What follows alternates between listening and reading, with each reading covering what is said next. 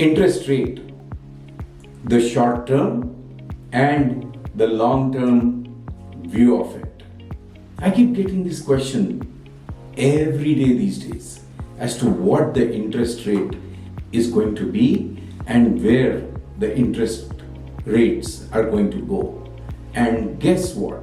There is no correct answer. Nobody knows where it is going to go, and it's just about a guessing game. So let me give you a view and how to think about interest rates and where they will be in the short term and the long run. Hi, I'm Amol Heda with Keller Williams Bay Area Estates and author of Thriving Through Ownership. So the interest rates were in their low threes just last year.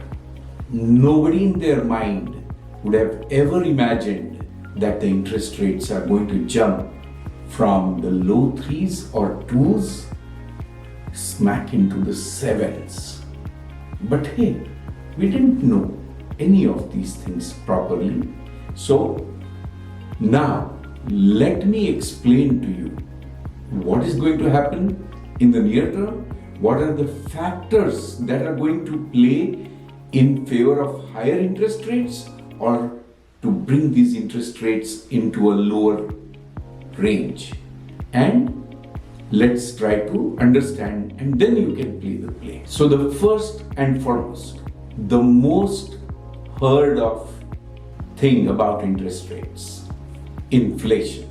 And guess guys, inflation did not happen because we spent too much.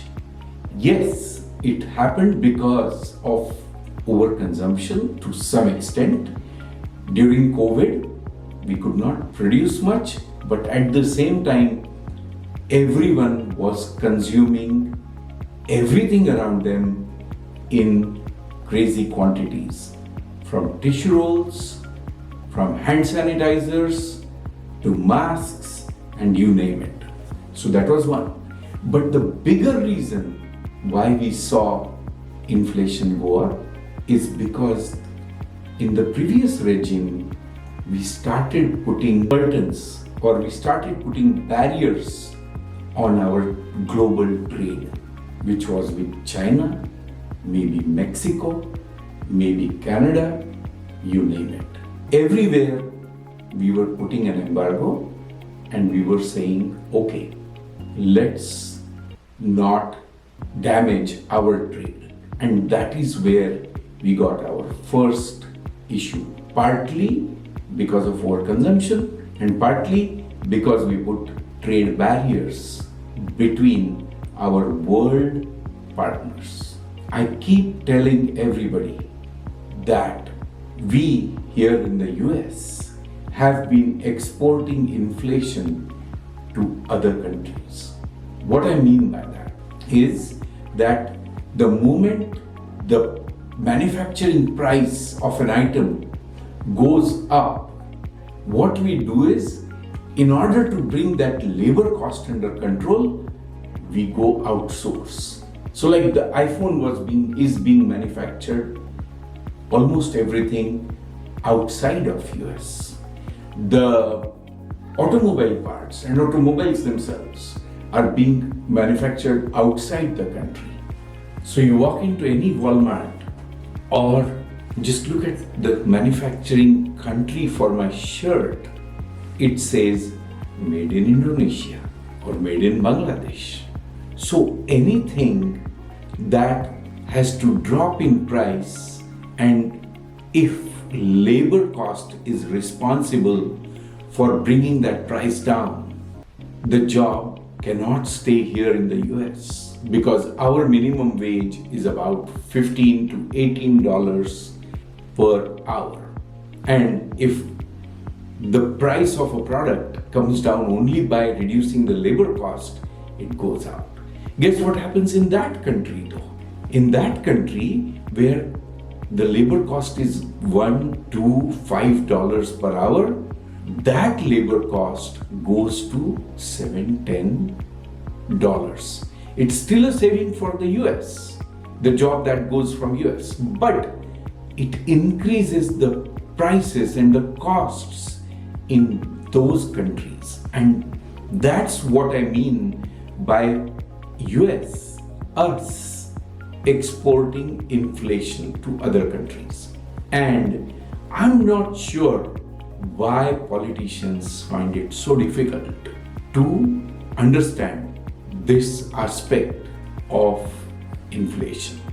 And so what we are trying to do is we are trying to control inflation by increasing the interest rate. That does not do anything to the price of the product. The price of the product is going up because of something else. These products are not coming from other countries as cheap, as easily into US anymore. So that's the reason. But here we are trying to address that inflation problem by increasing the interest rate and trying to curb consumption. And so we are seeing some effects. The biggest reason why we are seeing we cannot curb the inflation is our current unemployment rate is below 4%, in the high threes. And in some of the areas like Silicon Valley, I don't think you can even find anybody unemployed anymore. So realize what is going on with it. So the interest rate is high because there is too much demand. And we have put on the trade barriers between our partner nations. Guess what else is affecting interest rates just now? The other thing that's affecting interest rates is the US debt recently got downgraded by the Fitch, the debt rating. Just imagine when you and me go to take a mortgage, what are the factors that come to control us? Number one, credit score. Number two, our income. Number three, down payment. Now, if any of these three factors go against us, we don't get that much loan. So now let's think. We think we can control the interest rate of the world, but we are, as the US, are the biggest borrowers of money. And if we keep borrowing more and more money, we cannot control. It is the suppliers that can control that interest rate. Now let's understand that if the suppliers are going to control this interest rate, we can only be choosers for some time, and we are going to be at the mercy of the suppliers of this debt. Now just guess, when the credit rating is going down, we are going to be hit by higher interest rate, higher credit cost. And so I don't anticipate interest rates going lower. They may go lower for a short time when the government is going to go to polls, to the elections. But after the elections, if you think the interest rate is going to go down, be my guest. Because the US debt is slowly losing control. So guys, I'm going to put this link down here in this video, mortgage-x.charts. Go look at that website. The last 9 months of 2% interest rates, they lasted only 9 months, guys. And we think US is an advanced nation, fully developed nation, and so the interest rates cannot be high. Completely far from truth. I bought my first condo at 8.25.